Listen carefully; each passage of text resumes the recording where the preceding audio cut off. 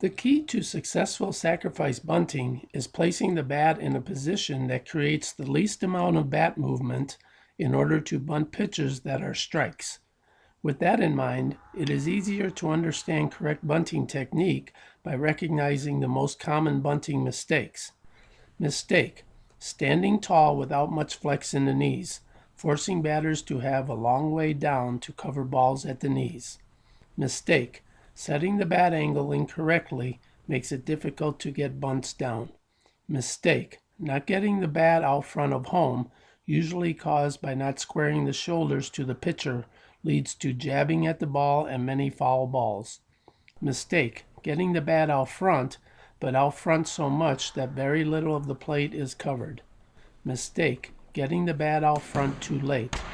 Mistake: chasing bad pitches, especially those above the bat head. Mistake: dropping the bat barrel to bunt low pitches.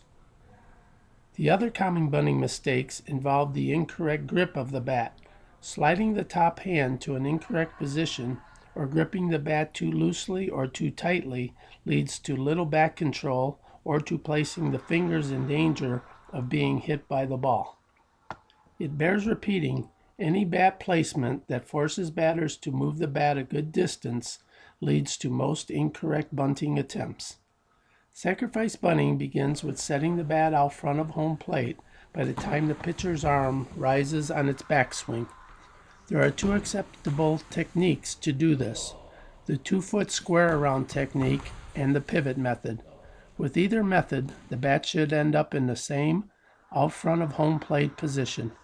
Another common mistake, not mentioned above, is doing a combination of both methods when bunters move their rear foot forward but not even to their front foot, placing them in danger of being hit by inside pitches, along with failure to adequately set the bat out front of them.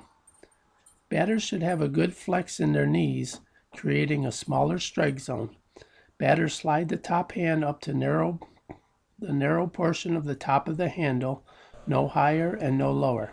The bat barrel is set about 2 inches above the bat handle and covering the entire plate, which is done by having their head over the foot closest to home on the square around technique and closest to the pitcher with the pivot method.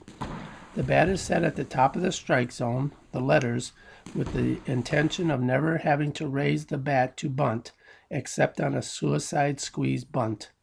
For any pitches below the bat, bunters flex their knees to adjust to lower pitches. When batters know which direction they would like to bunt the ball, the bat angle is set early for this desired direction.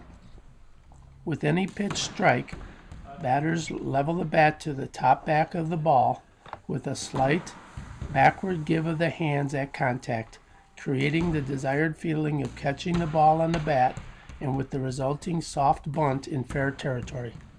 Sacrifice bunting is much overlooked skill in modern-day baseball. Coaches who can get across the importance of the bunting game have a leg up on the competition. The ability to put runners into scoring position, as well as score runners from third base with the bunting game, is a valuable winning asset. Finally, bunting needs only a small area to practice in with any type of balls, leaving no excuses for not practicing the art of bunting.